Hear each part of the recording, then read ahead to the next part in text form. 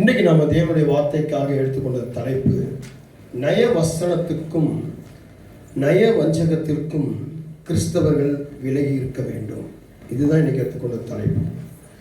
இது கடைசி காலமாய் இருக்கிறபடினாலே, கர்த்தருடைய வருகை சீக்கிரமாய் இருக்கிறபடினாலே, நம்முடைய ஆண்டவரும் நம்முடைய இரட்சகரும் நம்முடைய கர்த்தரும் ஆகிய இயேசு கிறிஸ்து இப்போ வரப்போகிற அந்த வருகை ரகசியமாக இருக்கிறது. அந்த ரகசிய வருகையில் நம்ம எடுத்துக்கொள்ளணும்.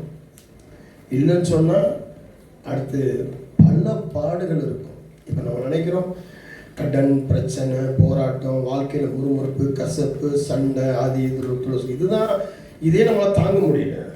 துரோகம், துரோகி, பாவி, குற்றவாளி, இதையே நம்ம தாங்க முடியல. ஆனால் இந்த அந்தி கிறிஸ்துடைய ஆட்சியை இதை விட பயங்கரம் மோசமாக இருக்கும். நம்ம இங்கேருந்து எழுந்திரிச்சு அங்கே போகிறது கூட நிறைய பிரச்சனைகள் வரும். இந்த சேரில் நீங்கள் உட்காந்துட்டே பாயில் உட்காந்துருக்கீங்கன்னா எந்திரிச்சு நிற்கிறதுக்கு நிறைய பிரச்சனை வரும். இங்கிட்டு பார்க்க முடியாது, இங்கிட்டு பார்க்க முடியாது, ஒரு அசைவுகள் உண்டாக்க முடியாது. அசைகிறதுக்கெல்லாம் பிரச்சனைகள் வரும். சொல்லுங்கள், அவ்வளோ பெரிய மோசமான அந்தி கிறிஸ்துடைய ஆட்சி காலம். அந்தி கிறிஸ்து வந்தாச்சு அப்படின்னு சொல்லி வேதம் சொல்லுகிறது. இயேசுவை மறுதளிக்கிறவனே அந்தி கிறிஸ்து. நீங்கள் யார் அந்தி கிறிஸ்துவோ? அவங்களா இருக்குமா, இவங்களா இருக்குமா, அவனா இருக்குமா, இவனா இருக்குமா, அந்த அதிபதியா இருக்குமா அப்படின்னு சொல்லி பார்த்துக்கிட்டு இருந்தோம். கடைசியில் பார்த்தா ஏஐ அப்படின்றது ஒரு காரியத்துக்குள்ள வந்துருச்சு. ஏஐயில் இராணுவம் வந்துருச்சு, ஏஐயில் எல்லாமே வந்துருச்சு. ஏஐயில் ஜோசியம் வந்துருச்சு, ஏஐயில் ஜோசியம் வந்துருச்சு, ஏஐயில் டாக்டர்ஸ் வந்தாச்சு, அப்படிதானே? இப்போ ஏஐயை பார்த்துட்டு இன்றைக்கி நிறைய பேர் என்ன பண்ணுறாங்க, அந்த ப்ராக்டிக்கலாக வேலை பார்க்குறவங்களுக்கெல்லாம் இங்கே வேலைகள்லாம் ஆகி போச்சு. நிறைய கம்பெனிகளில் இன்றைக்கி என்ன பண்ணிட்டாங்க, ஆட்கள் குறைப்பு ஏற்படுத்திட்டாங்க. எங்களுக்கு ஏஐ வந்துருச்சு, அதை வச்சு நாங்கள் வேலை பார்த்துக்கிறோம் அப்படின்னு சொல்லி இன்றைக்கி என்ன பண்ணுறாங்க, ஆட்கள் குறைப்பு, வேலையிலேருந்து எடுக்கிறாங்க. அந்த மாதிரிலாம் காலங்களாச்சு. அப்போது இந்த கடைசி காலத்தில் கிறிஸ்தவர்கள் எப்படி இருக்கணும், எந்த மாதிரியாக இருக்கணும்? ஒரு கடைசியாக ஒரு புத்திமதி. அப்போ சொன்னாங்க, பவுல் சொல்கிறாரு கொலோசியர் புஸ்தகத்தில் 2ஆம் அதிகாரம் 4ஆம் வசனம் வாசிக்கலாம். கொலோசியர் புஸ்தகம் 2ஆம் அதிகாரம் 4வது வசனம். ஒருவனும் நய வசனிப்பினாலே உங்களை வஞ்சியாதபடிக்கு இதை சொல்லுகிறேன். ஆமாம், ஒருவனும் நய வசனிப்பினாலே உங்களை வஞ்சியாதபடிக்கு இதை சொல்கிறேன். அப்போ நய வசனிப்பு எங்கிறது வரும்? ஒரு ஊழியக்காரன்ட்டு வரும், ஒரு ஊழியக்காரிகிட்ட வரும், ஒரு சாதாரண விசுவாசிகள்கிட்ட வரும், ஒரு புறஜாதிகள்கிட்ட வரும், எஜமான இடத்துலேருந்து வரும், வேலைக்காரன் இடத்துலேருந்து வரும், வியாபாரிகள்கிட்ட வரும், வியாபாரத்தை செய்கிற இடத்துலேருந்து வரும், வியாபாரத்தை கொள்ளுகிற இடத்துலேருந்து வரும், படிக்கிற இடத்துல வரும், படிப்பு சொல்லிக்கிற இடத்துலேருந்து வரும், அண்ணங்கிட்டேருந்து வரும். இங்கே பாருங்க, அண்ணங்கிட்டேருந்து வரும், தம்பிக்கிட்டேருந்து வரும், அக்காட்டேருந்து வரும், தங்கச்சிட்டேருந்து வரும், பெத்த பிள்ளைகிட்ட பெத்த தாய்கிட்டேருந்து வரும், தகப்பட்டேருந்து வரும். இது கடைசி காலம்ல. ஏன்னா கடைசி காலத்தில் யார் நம்மளை வஞ்சிக்கிறான்னு தெரியாது. ராஜ்யத்துக்கு ராஜ்யம் விரோதமாக, மாமியார் மருமகளுக்கு விரோதமாக, மருமகள் மாமியாருக்கு விரோதமாக, பெத்த தாய் தகப்பன் பிள்ளைகளுக்கு விரோதமாக. கடந்த காலத்தில் நாளில் பார்க்கும்போது ஒரு ஜோசியக்காரன் தமிழ்நாட்டில் வந்து சொல்லியிருக்கிறான், உன் வீட்டில் வந்து புதையல் இருக்குது, உன் 4 வயசு பிள்ளைய பள்ளி கொடுத்துட்டேன்னா உன் புதையல் கிடச்சிடும். அது எப்படி பள்ளி கொடுக்கணும்? துண்டு துண்டாக வெட்டணும்னு சொல்லி 4 வயசு பிள்ளைய துண்டு துண்டாக வெட்டினான். இன்னைக்கு அந்த பேரண்ட்ஸ் வந்து தமிழ்நாட்டில் ஜெயிலில் இருக்கிறாங்க. இன்னைக்கு இப்படிலாம் நடந்துக்கிட்டு இருக்கு.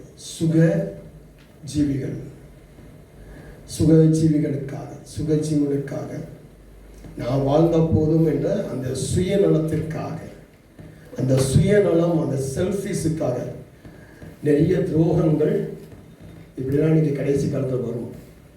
யாரை பார்த்து வரும் தெரியுமா? அநேகமாக விசுவாசிகளுக்கு தான் வரும், கர்த்தரை நேசிக்கிறவங்களுக்கு தான் வரும். யார்கிட்ட வரும் தெரியுமா? கர்த்தரை நேசிக்கிற பிள்ளைக்கு கர்த்தரை நேசிக்கிற பிள்ளைகிட்ட வரும். நம்ம நினைப்போம், பாவிகளை பார்த்துருப்போம், இந்த பாவி வந்து நம்மளை கவுத்தி விட்டுருவோம், அந்த பாவி. நான் ரட்சிக்கப்பட்டிருப்பேன், என்னுடைய மனைவி ரட்சிப்பு தூரமாக இருப்பாங்க. அப்போ நான் ரட்சிக்கப்பட்ட நான் என்னுடைய மனைவி ரட்சிப்புக்கு பிரயாசப்படணும், அவங்க ரட்சிப்புகள் நடத்தணும். நான் என்ன பண்ணிடுறேன் தெரியுமா?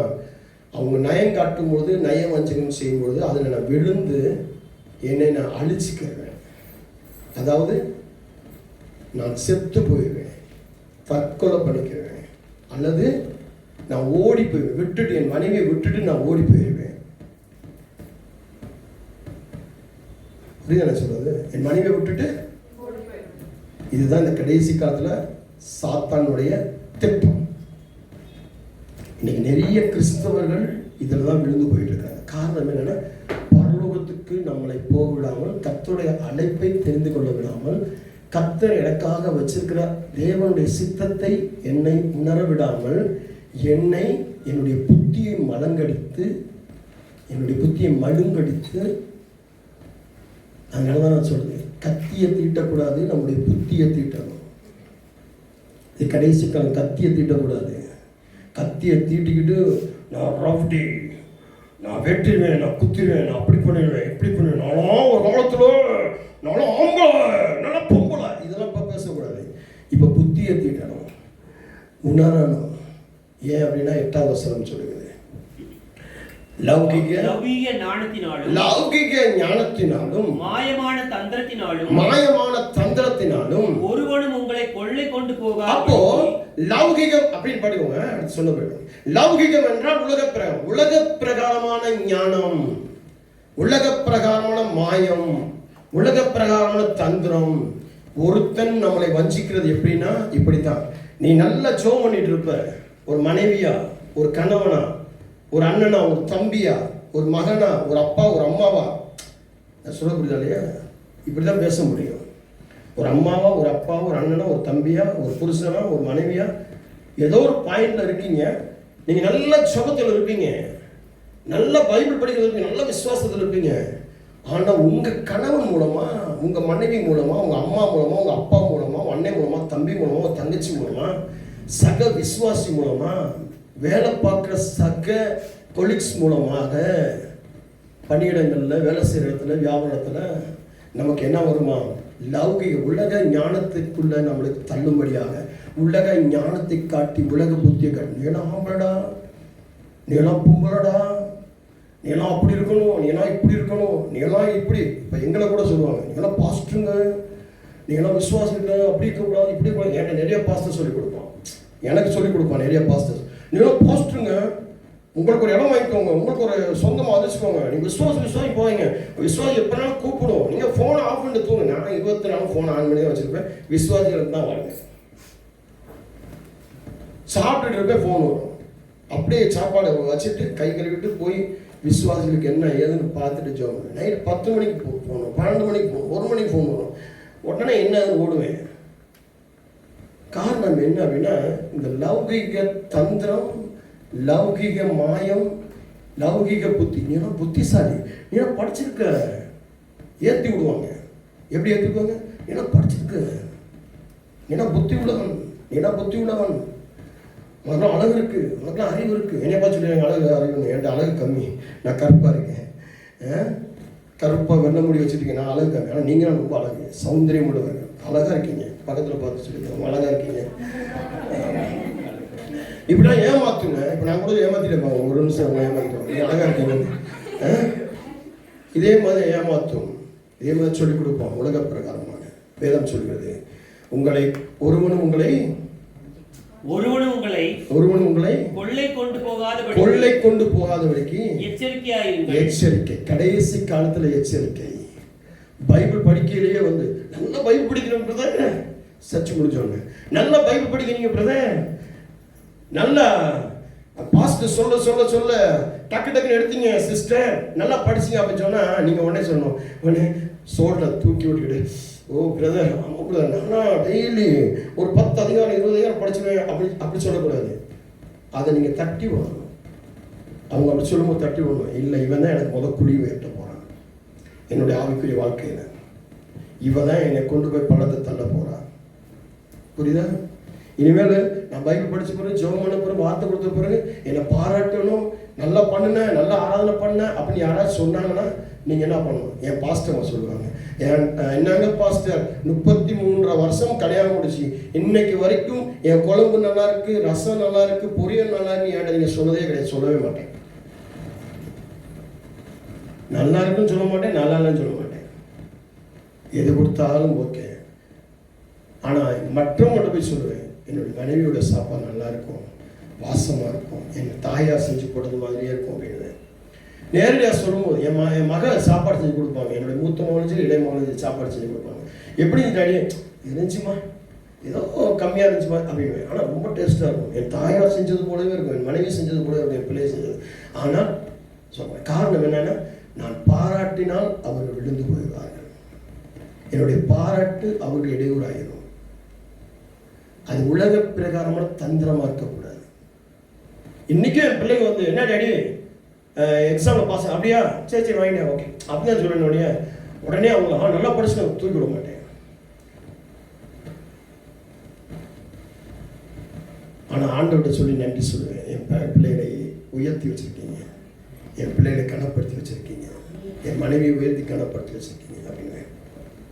ஆனால் அவங்கள்ட்ட சொல்ல மாட்டேன். காரணம் என்ன அப்படின்னா, லௌகிக ஞானம், மாயம், தந்திரம் இதெல்லாம் என்ன ஆயிரும்? கொள்ளை கொண்டு போயிடும். அப்போ கொள்ளை கொண்டு போயிடுச்சு அப்படின்னு சொன்னா என்ன ஆகும் அப்படின்னா, அது மனுஷர்களின்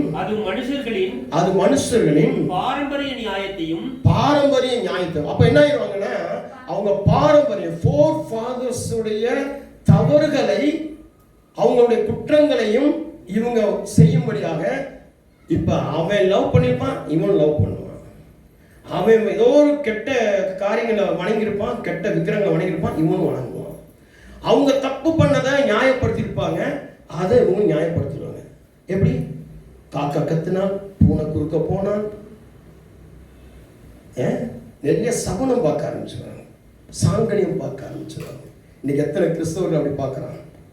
4 கிழமை மணி பார்த்துட்டு இருக்கிறாங்க. சொல்லப்படுது இல்லையா? இந்த ஃபோர் ஃபாதர்ஸுடைய முற்பிதாக்களுடைய தவறுகளை இவன் செய்ய ஆரம்பிச்சுவான். அவன் செஞ்சான், நானும் செய்யறேன் அப்படின்ற மாதிரி அந்த பெருமையின் ஆவிக்குள்ள, பொறாமையின் ஆவிக்குள்ள, போட்டியின் ஆவிக்குள்ள, அந்த துரோக வஞ்சிக்கிற ஆவிக்குள்ள, அந்த யாரையும் மன்னிக்க முடியாத அந்த ஆவிக்குள்ள அவங்க விடுதருவாங்க. அதனாலதான் நம்ம எச்சரிக்கையாக நய வசனிப்புக்கும் நய வஞ்சிக்கிறதுக்கும், நல்லதை சொல்ற மாதிரி நம்மளை கொண்டு போய் நாசமாக்கி விட்டு போயிடுவாங்க. நல்லது சொல்றவங்க எல்லாம் எதிரியா பார்ப்போம். நம்ம என்ன நினைப்போம்? இவங்க என்னை கட்டி வைக்க பார்க்குறாங்க, ஜோம் ஒன்று பைபிள் அப்படி இரு இப்படி இரு அந்த மாதிரி இந்த மாதிரி அப்படின்னா என்னை கட்டி வைக்கணும். ஃப்ரீயாக ஒரு லவ் பேர்ட்ஸ் மாதிரி, ஃப்ரீ பேர்ட்ஸ் மாதிரி இந்த எனக்கு இப்போ வந்து சுதந்திரம் இல்லாதபடிக்கு என்னை அந்தகார சங்கிலியை கட்டி என்னை வந்து அப்படி இறுக்கி வைக்கிறாங்க. இல்லை, இப்போ தான் உன்னை சரியான பாதையில் நடத்துகிறாங்க, இப்போ தான் நீ யோக்கிய மனுஷியாக மாறுற. இது நிறைய பேருக்கு தெரியாது. நம்ம என்ன பண்ணுவோம்? துரோகமாக நினச்சி அது மாறி போயிடும். அதான் எச்சரிக்கையாக, எது சரி, எது என்னை ஒழுங்காக நடக்க வைக்கிறாங்க, எது என்னை இது பண்ணுறாங்க. என் பிள்ளைங்க எனக்கு டீச்சிங் எடுப்பாங்க. என் பிள்ளைங்க கிளம்பி போனால், டாடி நீங்கள் எப்படி பேசுறது நல்லாயிருக்கும், எப்படி போனால் நல்லாயிருக்கும், இந்த ட்ரெஸ் போட்டால் நல்லா, இந்த ஷூ போட்டால் நல்லாயிருக்கும் அப்படிடுவாங்க. அப்படியாம்மா, ரொம்ப சந்தோஷம். திரும்பி நான் என்ன பண்ணுவேன்? அவங்க சொல்றது போலவே, அதில் நியாயம் இருந்தால், சரி என்றால் அதே போலவே நான் மாற்றிக்குவேன். இப்படி பேண்ட் போட்டால் நல்லா இருக்கும், அதில் இந்த கலர் பெல்ட் போட்டால் நல்லாயிருக்கும், அது இங்கே ஏற்றி இந்த பெல்ட் போட்டால் நல்லாயிருக்கும், இந்த ஷர்ட் எப்படி போட்டால் நல்லாயிருக்கும், இந்த கை எப்படி ஃபுல் கை போட்டால் நல்லாயிருக்கும், இந்த இடத்துல ஆஃப் கை போட்டால் நல்லாயிருக்கும், இந்த இடத்துல டிஷர்ட் போட்டால் நல்லாயிருக்கும், இந்த இடத்துல எப்படி பார்ப்பேன். அப்போ நம்ம சரிப்படுத்துறது என் பிள்ளைகள் சரியாக நடந்துட்டா பார்ப்போமே, ஓ சரியாக நடந்தால் நல்லது, இத்தனை பேருக்கு அது சரியானதாக இருக்கும். இப்படி தான் நான் யோசிப்பேன். அதுக்காக பிறந்தது நான் இப்படி இருந்துட்டேன், இப்படி தான் நடந்து, இப்படி தான் உட்காந்து, இப்படி தான் பேசி, இப்படி தான் என்னை விட மாட்டேன். இல்லை இல்லை, இதை செஞ்சால் இத்தனை பேருக்கு நல்லா இருக்கும் என்று சொன்னால், சாட்சியாக இருக்கும் என்று சொன்னால் சரியாக செஞ்சுக்கலாம். இருக்கீங்களா? ஆமே. அப்போ என்னை மாத்துறதுல ஆண்டவர் குறியாக இருக்கிறார். என்னை மாத்துறதுக்கு கருவியாக என்னுடைய பிள்ளைகளை, என்னுடைய மனைவியை, என்னுடைய கணவனை, என்னுடைய சக விசுவாசிகளை, என்னுடைய பேரண்ட்ஸை உண்டாக்குறார். ஆனால் அதே ஆட்களை கொண்டு சாத்தான் என்னை வேற மாதிரி கொண்டு போயிட்டு இருக்கிறான். ஹலோ, இருக்கீங்களா? என்னை வேற மாதிரி கொண்டு போய் தள்ள விட பார்க்குறான். ஆனால் நான் எதை எடுக்கணும், நான் எதை எடுக்கக்கூடாது, அதான் எச்சரிக்கை. ஆமென். அப்போ இங்க வேதம் சொல்லுகிறது, வாசிங்க. பாரம்பரிய நியாயத்தையும், அது மனுஷர்களின் பாரம்பரிய நியாயத்தையும் உலக வழிபாடுகளையும் பற்றினதே அல்லாமல் கிறிஸ்துவை பற்றினது அல்ல. அப்போ உலக வழிபாடுகள் பெருமை எப்படி உலக வழிபாடுகளுக்குள்ள நம்மளை கொண்டு போயிடுமா? உலகத்துல நான் எப்படி இருந்தான்னா இப்படி இருந்தான்னா அப்படி இருந்தான்னா இதுதான் செய்யணும் அதுதான் செய்யணும்னு சொல்லி நம்ம ஒரு சுய காரியத்துக்குள்ள நம்மளை கொண்டு போய் சிக்க வச்சிருவோம். அப்போ இந்த நயவசனிப்பு, நயவசனம், நயவஞ்சகம் அப்படின்றது என்ன அப்படின்னு சொல்லி பார்க்கும் பொழுது, இச்சகம் பேசி மயக்குதல். இச்சகம் பேசி மயக்குதல். ஒரு தாய் இருக்கிறா, ஒரு தகப்பன் இருக்கிறா, பிள்ளை இருக்கு அப்படின்னா, ஒரு டீச்சர் இருக்கிறாங்க அப்படின்னா, ஏய் இதை செய், உட்கார், அடிச்சுவேன் அப்படின்னு நம்ம என்ன பண்ணுவோம்? நம்ம கேட்க மாட்டோம். ஆனால் அதுக்கு தான் கேட்கணும். அடி உதவுற மாதிரி அணிந்து உதவ மாட்டான். இந்த நயவசனிப்பு என்பது என்னன்னா, மன மகிழ்ச்சிக்காக புகழ்ச்சி, முகஸ்துதி. இதுதான் இந்த முகஸ்துதி பண்ணிட்டு இருக்கீங்களா? முகஸ்துதி பண்ணிட்டு அப்படியே நம்ம மன மகிழ்ச்சிக்காக நம்மளை புகழ்ச்சி பண்றது நயவசனம்.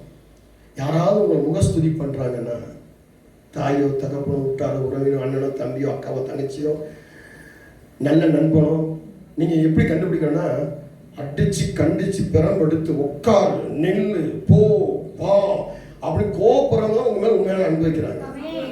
நல்ல கவனமா பார்த்துக்கோங்க. யார் ஆமீன் போட்டாங்க? உங்களை சவுண்டா?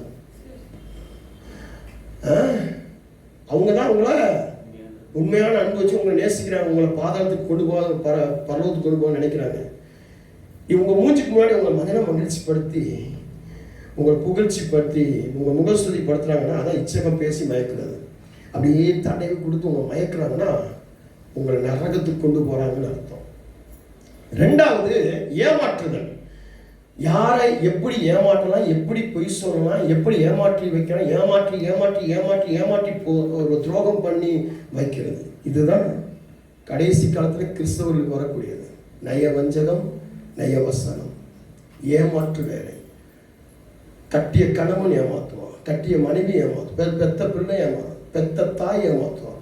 என்னடா இது குடும்பத்துக்குள்ளேயே பேசிட்டேன்னா, இங்கே தான் மாறணும், இங்கே மாறினா அங்கே மாற்ற முடியும். செய்கிற வேலையில் ஏமாத்து வேலை வரும், ஏமாற்றிடுவோம். ஓனரை ஏமாற்றுவோம், தொழிலாளி ஏமாற்றிடுவோம். நம்ம நம்பி கொடுத்த பொறுப்புகள், அதே மாதிரி ஊழியக்காரன் கூட ஏமாற்றுவோம்.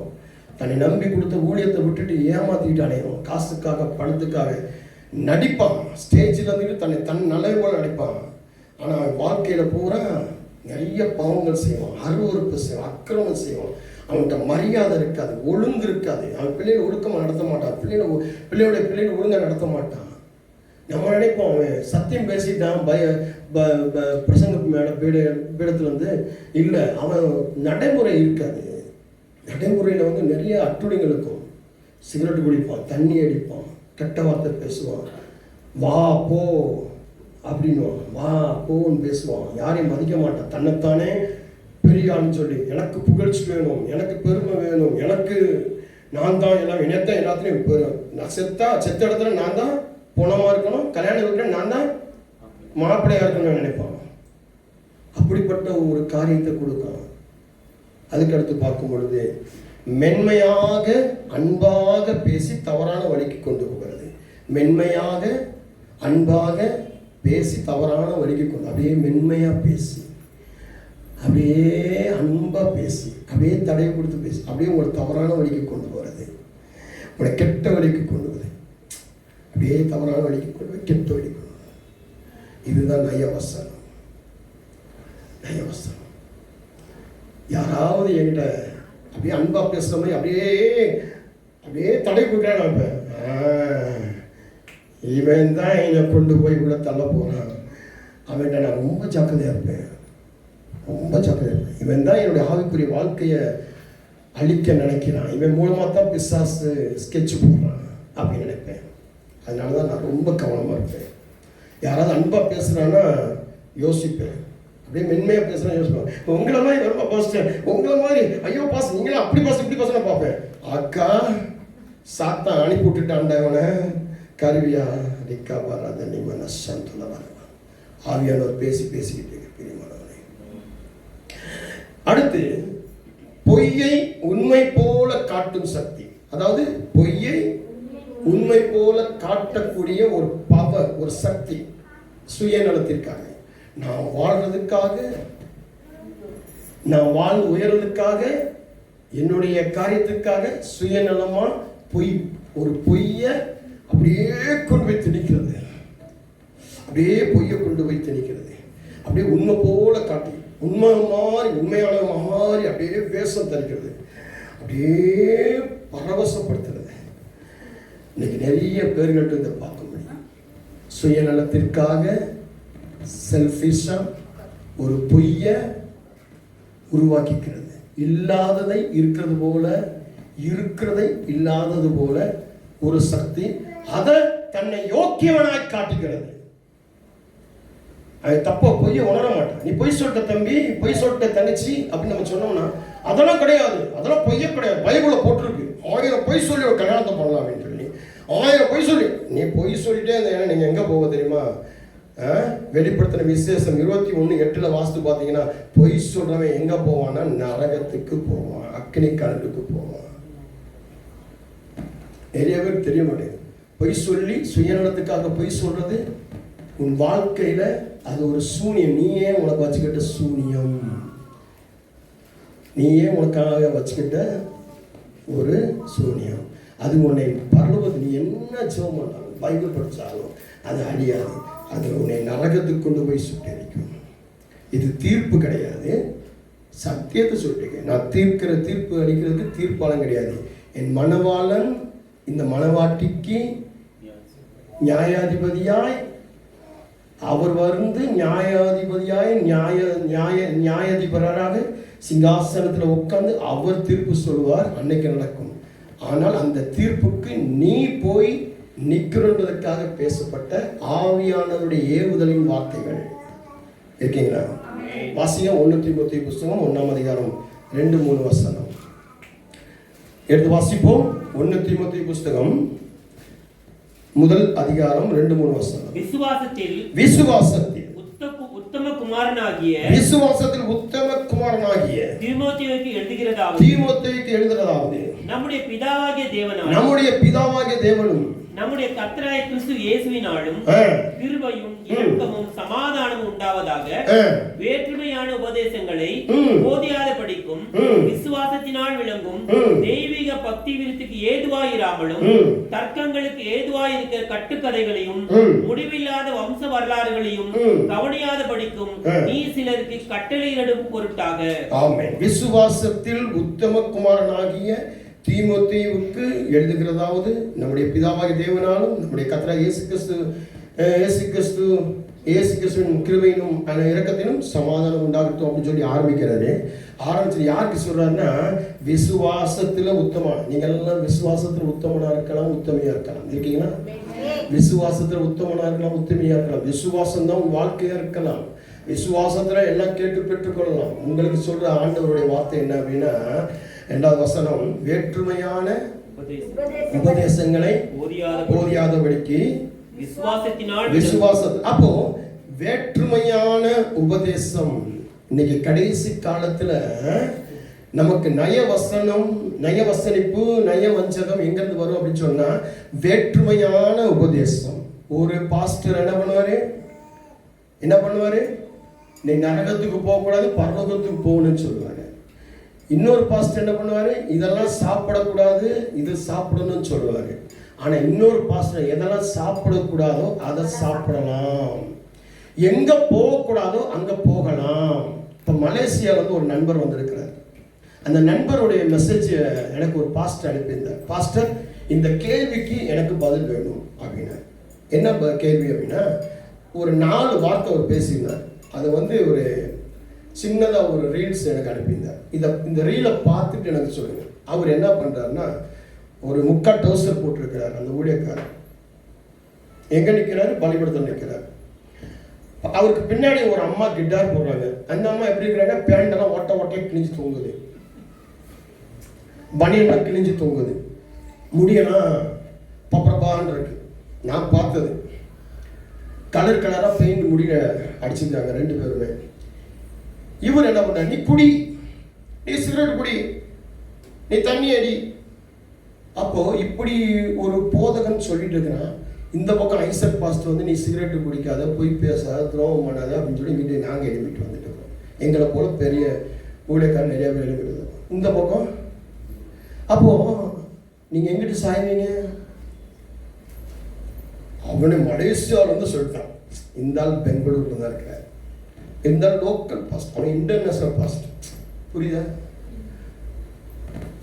அப்போ உங்களை எப்படி மயக்க வைக்கலாம் அந்த லௌகிக காரியங்கள்ல.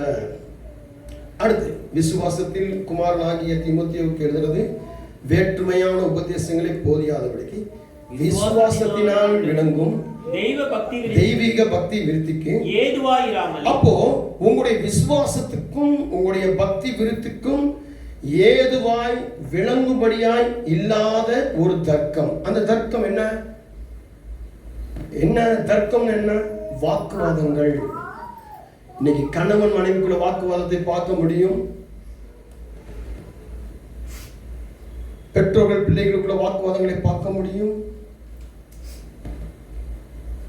விசுவாசிகளுக்குள்ள வாக்குவாதங்களை பார்க்க முடியும், முதலாளிக்கும் தொழிலாளிக்கும் வாக்குவாதங்களை பார்க்க முடியும், ஏழைக்கும் பணக்காரனுக்கும் வாக்குவாதங்களை பார்க்க முடியும், மாணவர்களுக்கும் டீச்சர்ஸ்களுக்கும் வாக்குவாதங்களை பார்க்க முடியும், வியாபாரம் பண்றதுல வாக்குவாதங்களை பார்க்க முடியும், அரசியல்களில் வாக்குவாதங்களை பார்க்க முடியும். இன்னைக்கு வாக்குவாதங்கள் எங்க பார்த்தாலும் வாக்குவாதங்கள். இன்னைக்கு பல டிவி நியூஸ் சேனல்ல தர்க்கம், வாக்குவாதம்னே ஒரு பகுதி வைக்கிறான். பார்த்துருக்கீங்க? வாக்குவாதம் சொல்வதெல்லாம் உண்மை அப்படின்னு சொல்லி குடும்ப வாக்குவாதங்கள் கூட வைக்கிறான். நிறைய பாஸ்டர்ஸ் விசுவாசிகளுக்குள்ள வாக்குவாதங்களை பார்க்க முடியும், தர்க்கங்கள். அப்போ இந்த தர்க்கம் பண்றது, அதாவது வாக்குவாதம் பண்றது தன்னை பெரியவனாக காட்டுகிறது கிடையாது. நம்மை விசுவாசத்துல விழுந்து போகும்படியாக நய வசனத்துக்குள்ள தள்ளி நம்மை ஆவிக்குரிய வாழ்க்கையில, கிறிஸ்தவ வாழ்க்கையில. அதான் நான் கேட்பேன், நீ எல்லாம் கிறிஸ்தவனா? நீ எல்லாம் என்னையா பைபிள் படிச்ச? நீ எல்லாம் என்னையா ஜெபம் பண்ண அப்படின்னு கேட்பேன். இந்த போன வாரத்தில் மட்டும் கிட்டத்தட்ட ஒரு 10-15 பேரை கேட்டிருக்கிறேன். சில பாஸ்டர்களை கேட்டிருக்கிறேன், சில பாஸ்டர்களை நிற்க வச்சுக்கிறேன். பாஸ்டர்கள் கூட வந்தாங்க. நீ எல்லாம் பாஸ்டரா? நீ எல்லாம் விசுவாசியா? நீ எல்லாம் கிறிஸ்தவனா? என்ன அட்வர்டைஸ்மெண்ட் அலையிற? என்ன மெசேஜ் கொடுக்குற? என்ன குடும்பத்தை நடத்துற? எப்படி உன் பிள்ளைய வளர்த்துருக்குற? எப்படி உன் மனைவி நடத்திருக்கிற? பாஸ்டருக்கு கணவன் மனைவி கூட சண்டை. அந்த பாஸ்டர் டெய்லி அந்த மனைவியை குடும்பப்படுத்திட்டு அந்த பேச்சிலேயே குடும்பப்படுத்துறான். இந்த அம்மா என்ன பண்ணுது? கோவம் காட்டி இந்த அம்மா விழுந்து போயிட்டே இருக்கு. நான் போன இடத்துல பாஸ்டர் கூட தனியாக பேசணும். பாஸ்டர் உடனே இதெல்லாம் பாஸ்டர் வெளிப்படையாக சொல்றாரு அப்படின்றது கிடையாது. அதனால தான் என்ன பேர் என்ன ஊருன்னு சொல்லாமல் சொல்லிட்டுக்கிறேன். அப்படின்னா ரகசியமாக போயிடும். உடனே ரகசியமாக சொன்னா இங்கே சொல்ல, அவங்க பேரை சொல்லி அவங்க ஊரை சொன்னா தான் அவங்கள அசிங்கப்படுத்துறது. புரியுதா? அவன் கடைசியில் பாஸ்டர் அங்கே நடந்த விஷயத்தில் இங்கே சொல்கிறாரு, இவர்கிட்ட சொல்லக்கூடாது அப்படின்னக்கூடாது. அதனால மறைமுக சொன்னேன். நான் ஒரே வார்த்தை சொன்னேன், அந்த மனுஷியை பார்த்து சொன்னேன். என்ன சொல்லிப்பேன்? நீங்கள் சொல்லுங்க பிரதர். டைவர்ஸ் பண்ணிடு.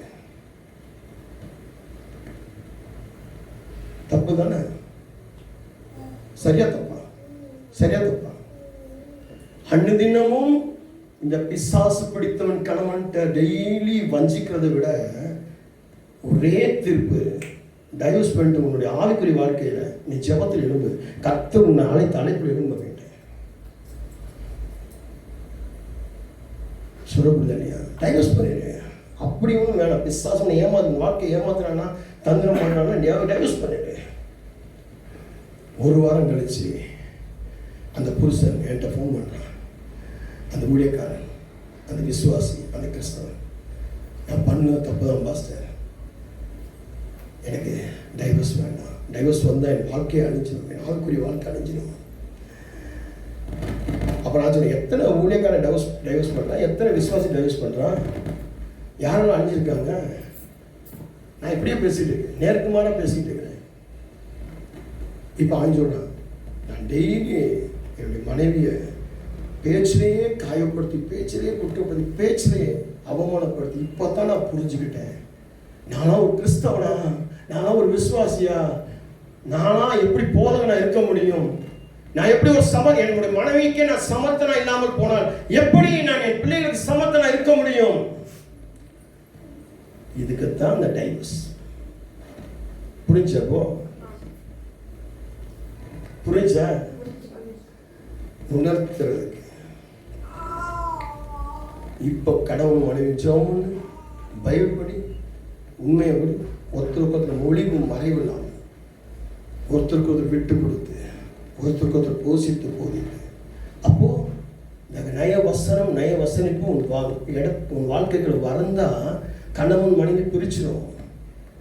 லேசா பிரிஞ்சிட்டீங்க, ஒரு நாள் பிரிஞ்சிட்டீங்கன்னா சாத்தான் உங்களை பிரிச்சுடுவான். எங்க வாசிக்கலாம்? கொரிந்தியர் பட்டணத்துக்கு எழுதும் போது பவுல் எழுதுறாரு. எங்க வாசிங்க? எடுத்தவங்க. நீங்க படிச்சிருந்தீங்கன்னா எடுத்தவங்க வாசிங்க பார்க்கலாம். இன்னைக்கு எடுத்து வாசித்துட்டீங்கன்னா உங்களுக்கு இப்போ உடனே ஒரு கிஃப்ட் கிடைக்கும். உடனே ஒரு கிஃப்ட் கிடைக்கும். நீங்க எடுத்து வாசித்துட்டீங்க அப்படின்னு சொன்னா உங்களுக்கு ஒரு கிஃப்ட் கிடைக்கும், நிச்சயமாக கிடைக்கும். நான் இந்த வசனத்தை படிச்சிருக்கேன் பாஸ்டர், எனக்கு தெரியும் அப்படின்னு சொல்லி படிச்சிட்டீங்கன்னா கிஃப்ட், உடனே கிஃப்ட்டுங்க.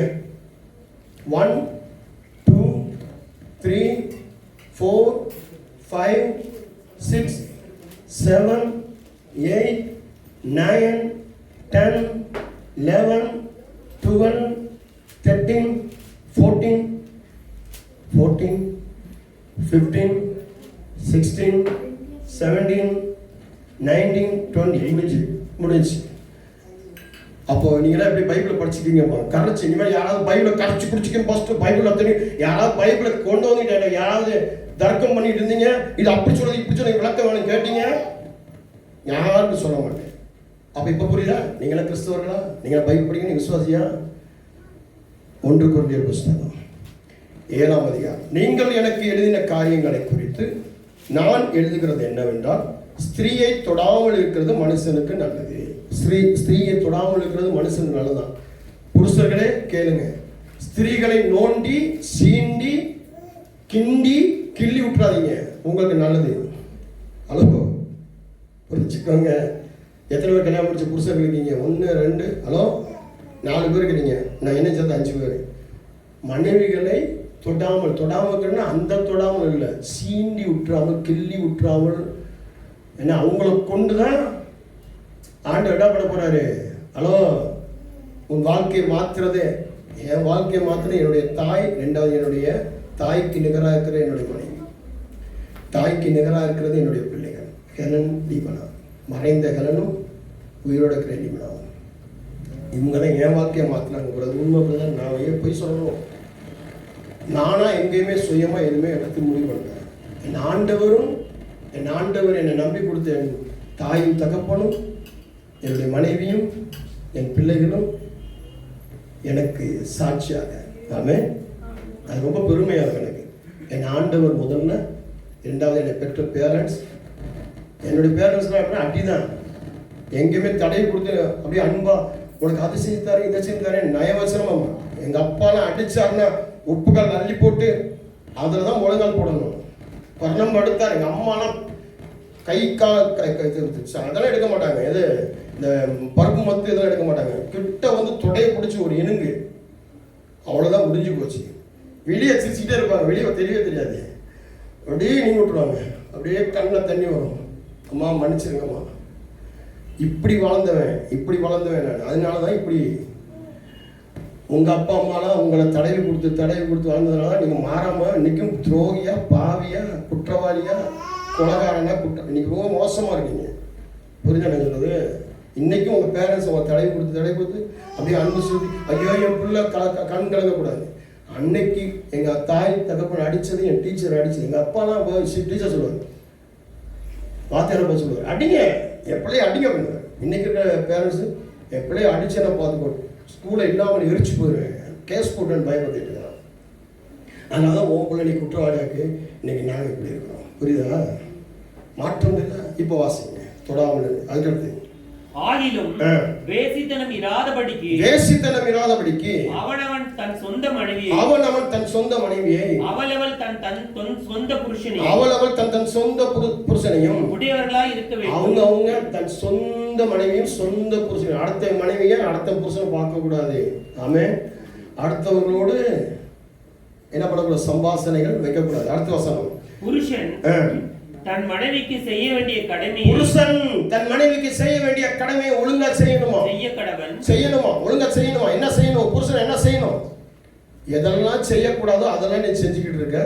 எதெல்லாம் செய்யணும் அதை செய்யணும். இன்னைக்கு நிறைய புருஷர்கள் வரல, வந்திருந்தா நல்லா இருந்திருக்கும். அடுத்து அப்படியே மனைவியும் தன் புருஷனுக்கு செய்ய கடவள். அதே போல மனைவியும் தன் சொந்த புருஷனுக்கு என்ன செய்யணும்? என்ன செய்யணும்? தடவி கொடுத்து அன்பு கொடுத்து, அது இல்ல அடிச்சு கிள்ளி கண்டிச்சு உதைச்சு பைபிள் படிடா, ஜெபம் பண்ணுடா, சர்ச்சில் நின்றா, ஊழியம் பண்றா, ஒழுங்கா வேலைக்கு போடா, ஒழுங்கா சம்பாதிடா, 4 பேருக்கு முன்னாடி வாழ்ந்து காட்டுடான்னு சொல்லணும். ஹலோ இருக்கீங்களா? ஹலோ. நம்ம என்ன பண்றோம்? நேருக்கு மாறா. இதுதான் நம்ம கடைசி காலத்துல எங்க விழுந்து போயிருக்கிறோம். நீங்க நிறைய நாள் சொல்றீங்கன்னா, எங்க ஆண்டவரே விழுந்தேன், எங்க ஆண்டவரே விழுந்து போனேன். உங்களுக்குள்ள நீங்களே விழுந்து போறது இதுதான். அடுத்து மனைவியானவள் தன் சுயசரீரத்துக்கு அதிகாரி அல்ல, புருஷனே அதற்கு அதிகாரி. எங்க சரீரத்துக்கு தான் புருஷன் அதிகாரி. அடுத்து அப்படியே புருஷனும் தன் சுயசரீரத்துக்கு அதிகாரி அல்ல, மனைவியே அதற்கு அதிகாரி. இந்த சுயசரீரத்துக்கு புருஷனுக்கு மனைவி. அப்போ புருஷனுக்கு மனைவியும் மனைவிக்கு புருஷனும் அதிகாரி. அப்போ இந்த சரீரத்துக்கு என்னுடைய மனைவி அதிகாரி, அந்த அம்மாவுடைய சரீரத்துக்கு நான் அதிகாரி. அப்ப அவங்க சரீரம் பலவீனமாக கூடாது அப்படின்னா பலத்தோட பார்க்கறது நான். அப்ப நானும் பலவீனமா இருக்கு. இப்போ எனக்கு ஒரு தலைவலி வந்துருச்சு. கடந்த நாள்ல ஒரு தலைவலி வந்துட்டு இருக்கு. கிட்டத்தட்ட ஒரு 20 நாளா தலைவலி போராடிக்கிட்டு இருக்கேன். பயங்கரமா போராடிட்டு இருக்கேன். பிசியோ பண்ணியாச்சு, டேப்லெட் போட்டாச்சு, எக்ஸசைஸ் பண்ணியாச்சு, என்னென்னமோ பண்ணியாச்சு. என்ன தலைவலி? பிபி செக் பண்ணி, பிபி இருக்கு, சுகர் இருக்கு, என்னமோ இருக்கு. அது ஒரு பக்கம் இருக்கு. அதனாலயோ கண் செக் பண்ணியாச்சு, கண்ணுனாலேயோ என்னென்னமோ பண்ணியாச்சு. இன்னும் தள்ளி இப்போ உங்கள்கிட்ட பேசிட்டு இருக்கிற கூட அந்த தலைவலியோட இருக்கிறேன். இந்த தலைவலியோட தான் பேசிக்கிட்டு இருக்கிறேன். அதனால தான் பாஸ்ட் கொஞ்சமாக பேசுகிறாரோ. ஆமாம், எப்படி இருந்தாலும் என்ன நடந்தாலும், சாவுக்கு நான் போய்கிட்டு இருந்தாலும் என் ஆண்டோட ஊழியத்தை செஞ்சு தரேன். ஆண்டோட சொல்லியிருக்கேன், நான் பிரசங்கம் பண்ணிருக்கிறேன், ஊழியம் பண்ணிருக்கிறேன், உயிர் போனாலும் ரொம்ப சந்தோஷம். நான் தான் ஆண்டோட சொல்லுவேன். அது நிறைய பேர் கிடைக்காது, ஒரு சில பேர் தான் கிடைக்கும். அது எனக்கு கிடைக்கணும்னு சொல்லி பார்ப்பேன். அப்போ என்னுடைய சரீரம் நல்லா இருக்கணும்னா என்னுடைய மனைவி சரியாக நடக்கல. என் மனைவிக்கு ஹார்ட் அட்டாக் வந்திருக்கு, ஆப்ரேஷன் பண்ணியிருக்கோம், அவங்களுக்கு பிபி சுகர் இருக்குது, அவங்களும் சோர்ந்து போகிறாங்க. ஆனால் என் சரீரத்துக்கு என்னென்ன வேணுமோ அதெல்லாம் கவனிக்கிறாங்க. அதே போல் நான் என்ன பண்ணுறேன், எனக்கு தலைவலி, நானும் பிரச்சனையில் இருக்கிறேன். ஆனால் நான் அவங்க சரீரத்துக்கு என்ன பண்ணுறேன், பிபி பார்க்குறேன், சுகர் செக் பண்ணுறேன், அவங்க டேப்லெட் எடுத்து கொடுக்குறேன். டேப்லெட் போட்டியா, கரெக்டாக டேப்லெட் போட்டியா, தூங்குனியா, வா தூங்கு, என் மடியில் படுத்துக்கணும், என் சோழலில் படுத்துக்கணும், அவங்களையும் தூங்க வைக்கிறேன். அவங்க என்னைய என் மடியில் போட்டு தூங்க வைக்கிறாங்க, என் பக்கத்தில் போட்டு தூங்க வைக்கிறாங்க, தூங்கி தைலம் பூசுறாங்க. காரணம் என்னன்னா, அவங்களுடைய சரீரத்துக்கு நான் அதிகாரி, நான் தான் பொறுப்பு. ஆண்டவர் வரும்போது கேட்பார், உங்களுடைய மனைவி ஒழுங்காக நடத்தினியா என்கிட்ட கேட்பாரு. அதே போல் அவங்கள்ட்ட கேட்பாரு, உன் கணவனுடைய சரீரம் கெட்டு போனதுக்கு, அவன் கோணலாம் நடந்ததுக்கும் கெட்ட வழியில் போனதுக்கும் நீ தான் பொறுப்பு அப்படின்னு சொல்லுவாங்க.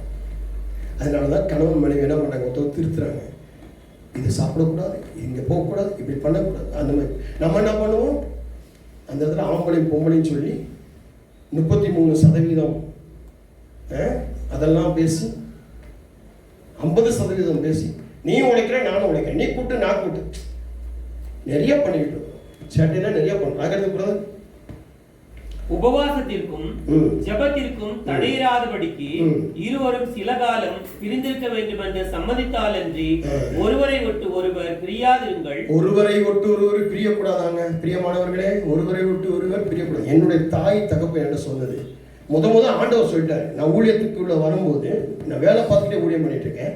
அப்ப ஆண்டவர் சொல்றாரு, நீ எங்க போனாலும் உன் மனைவியை கூட்டு போகணும் போயிட்டாரு. இன்னைக்கும் பார்த்தீங்கன்னா என் மனைவியில் எங்கே போக மாட்டேன். பைபிள் கடைச்சி போனால் மனைவி கூட போவேன், கடைக்கு போனால் மனைவி கூட கூட்டு போயிடுவேன். எங்கேயுமே மனைவி விட்டு போக மாட்டேன். என்னோட பேர் என்ன தெரியுமா? பொண்டாடி தாஸ். என்னுடைய உறவினர்கள் வச்சிருந்தேன். ஏதாவது செய்யணும்னா சொல்லுவேன், நீ ஒரு ஜெபம் பண்ணுமா, அது செய்யலாமா அப்படி கேட்பேன்.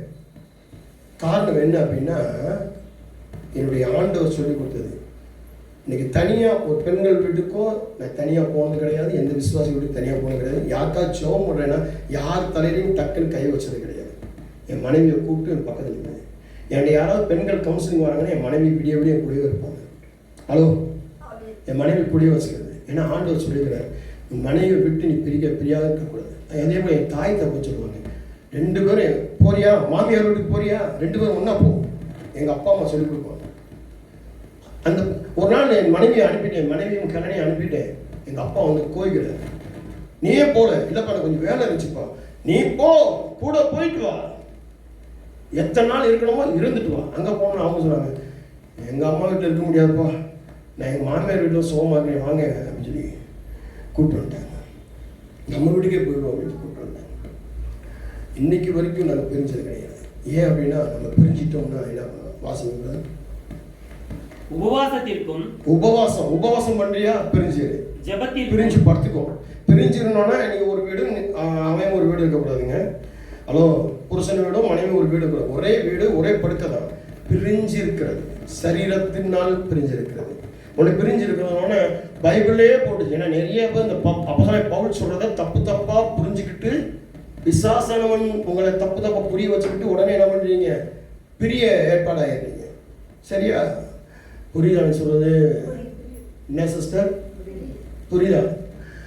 அப்போ இந்த பவுல் என்ன சொல்ல வராரு, என்ன அர்த்தம் சொல்ல வர்றாரு, ஆவியானவர்கிட்ட கேட்கணும். ஆண்டவரே, இந்த பைபிள்ல எனக்கு புரிய வைங்க அப்படின்னு சொல்லி ஆண்டவர் புரிய வைப்பார். இதை விட்டு பவுல் இப்படி சொல்லிட்டான், பவுல் அப்படி சொல்லிட்டான், பவுல் இதை சாப்பிட சொல்லிட்டான், பவுல் இங்கே போக சொல்லிட்டான், பவுல் இது அவனே இப்படி பண்ணான், இப்படி பண்ணான்.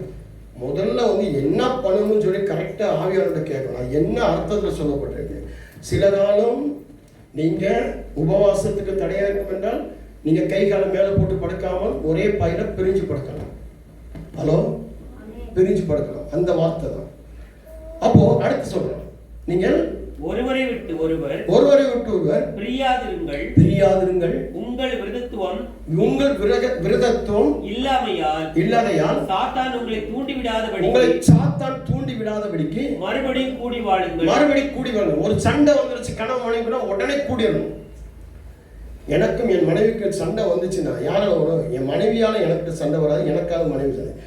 உறவினர்களால வரும், விசுவாசிகளால் வரும், குற்றார்களால் வரும், பக்கத்து வீட்டுக்காரனால வரும், ஏற்று வீட்டுக்காரனால வரும், காய்க்காரனால வரும், காய் வாங்க போகிறது காய்க்காரனால வரும். எனக்கும் என் மனைவிக்கு சண்டை வந்ததே கிடையாது. யாரால் அப்படி சண்டை வந்துச்சு அப்படின்னா அதுக்கு ஒரு காரியம் யாராக இருப்பாங்களா பாஸ்டம்மா, நம்ம ஒனியால எனக்கு சண்டை வந்திருக்கேன், இனியால உனக்கு சண்டை வந்திருக்கா, அப்படி சண்டை 33 வருஷம் போடுறோமா? கிடையாது.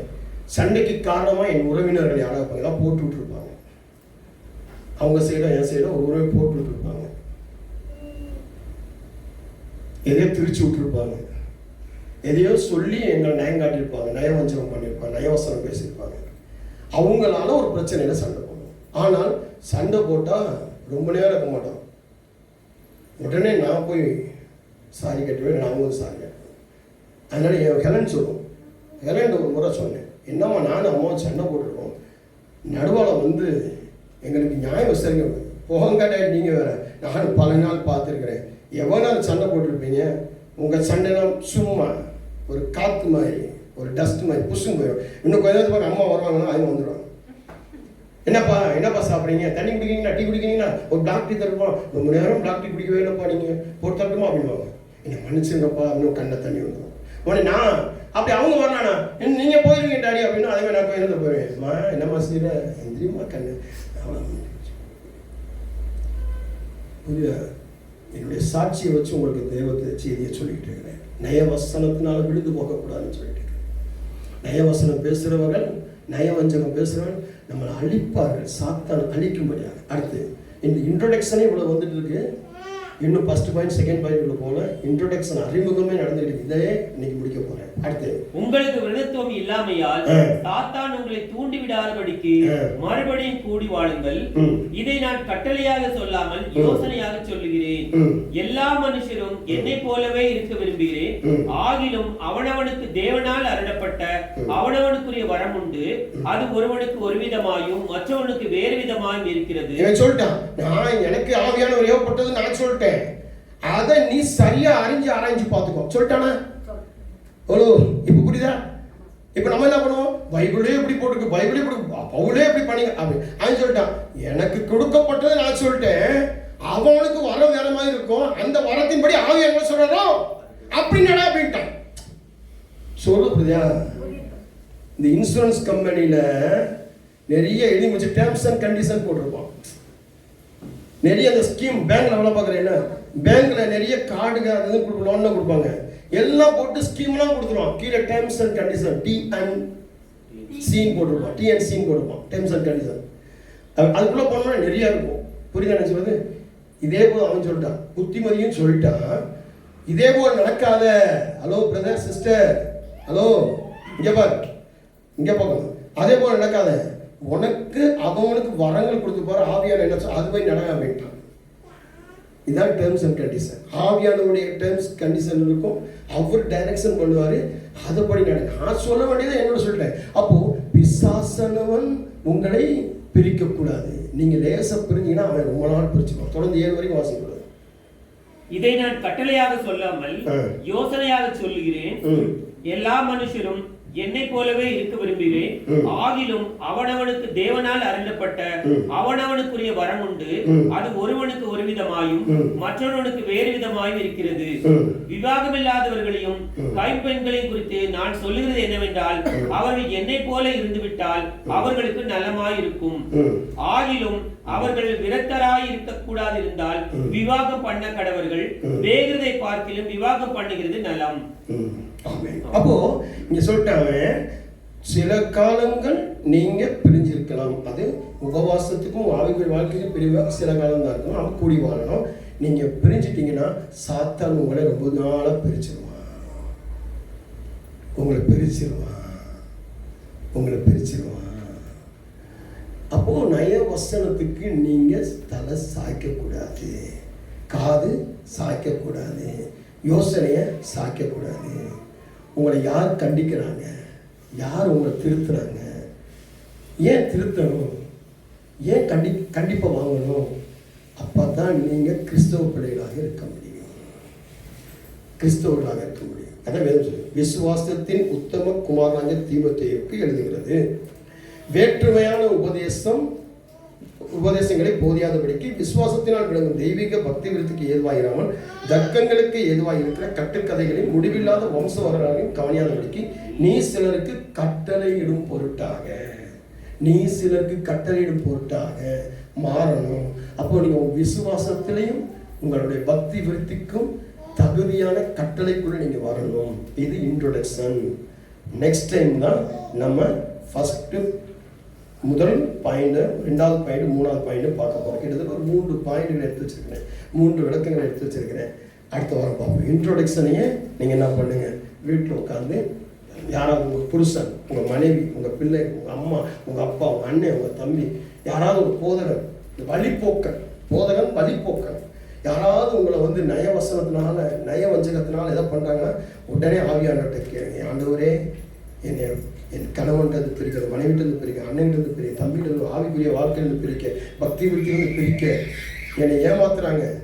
வா, இங்க ஒரு வேலை, அங்க ஒரு வேலை, இங்க ஒரு வியாபாரம், அது இது ரொட்ட ரோஸ், நீ பிசினஸ் பண்ணலாம், நீ அப்படி பண்ணலாம், இப்படி பண்ணலாம், உன் மனைவி விட்டு வந்துடும், கணவனை விட்டு வந்துடும், அண்ணனை விட்டு, அதை விட்டு வந்துடும், இதை விட்டு வந்துடும்.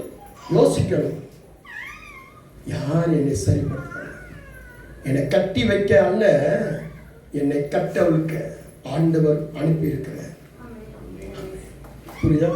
இதோடைய தொடர்ச்சியை முதல் பாயிண்ட் அடுத்த வாரம் எழுந்திருப்போம். எல்லாம் கண்களை தலைவச்சு அன்பின் பரலோகத்தின் பிதாவே, நயவசனத்துக்கும் நயவஞ்சகத்துக்கும் கிறிஸ்தவன் விலகி இருக்க வேண்டும் என்று சொல்லி ஒரு தலைப்புல நயவசனத்தை குறிச்சும் வஞ்சகத்தை குறிச்சும் என் கர்த்தராகிய ஆவியானவர் கர்த்தராகிய இயேசு கிறிஸ்துவுக்குள்ளாக பிதாவாகிய தேவன் வெளிப்படுத்துற வார்த்தைகளை ஒரு கருவியாக இந்த சமூகத்தில் நின்று, இந்த பிரசங்கப்படுத்த நின்று பிரசங்கிக்க கிருபை செய்திருக்கிறேன்.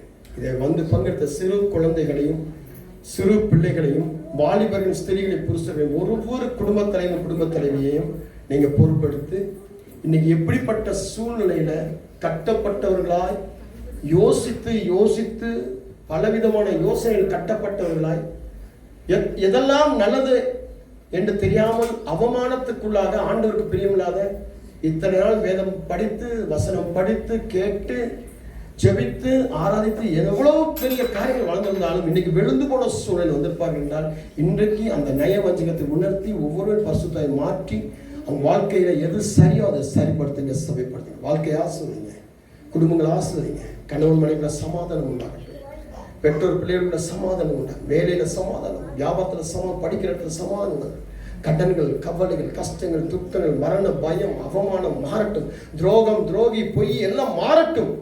இன்னைக்கு ஒருத்தருக்கு விளங்கும்படியாக பக்தி விருத்துக்காக ஒருத்தருக்கு சமாதானம், அன்பை பெற்றுக்கொண்டு இந்த போதிப்புல உங்களுடைய வருகை பெரிய நம்ம வாழ்ந்து செழித்து ஜீவ புஸ்தகத்தில் பேர்கள் எழுதி வாழ கற்றுக்கணும். ஒவ்வொருவருக்குள்ள இருக்கிற மரண ஆவி, தற்கொலை ஆவி, பிரிவினை ஆவி, சஞ்சல ஆவி, துக்கப்படுத்துகிற ஆவி, துயரப்படுத்துகிற ஆவி, கடன் ஆவி, மரணித்து விடலாமோ என்று சொல்லி தற்கொலை கொண்டு போற பொல்லது ஆவி, ஆண்டவரை ஏமாத்துகிற ஆவி, ஆண்டவருடைய பிள்ளைகளை ஏமாத்துற ஆவி, ஆண்டவருக்கு பிரியமானவர்களை ஏமாத்துற ஆவி, ஆண்டவருடைய வாழ்க்கையில, ஆவிக்குரிய வாழ்க்கையில எழும்ப விடாதபடி ஒரு துரோகமான அவர்களை கீழே இறக்கி விட்டு அசிங்கப்படுத்துகிற ஆவி எல்லாத்தையும் மாற்றி இன்னைக்கு பரிசுத்தாவின் பலப்படுத்தி அனுப்பும்படியாச்சு. உங்க கருத்துல எல்லா துதிக்கான மகிமை உங்களுக்கு இயேசுவின் நாமத்தில் நினைச்சுக்கிறேன். சொந்த பிதாவே, கர்த்தர் உங்கள் அனைவரோடு கர்த்தர் பேசின காரியங்கள் நான் பேசியிருக்கிறேன். ஜெபித்த விஷயங்களை ஜெபிக்க கட்டளையிட்டது ஜெபிக்கிறேன். கர்த்தர் உங்களோட பார். இந்த நாள் முழுதும், வருகிற நாள் முழுவதும் கர்த்தர் உங்களுக்குள்ள ஒரு பெரிய இடத்தை கொடுப்பார். God bless you all.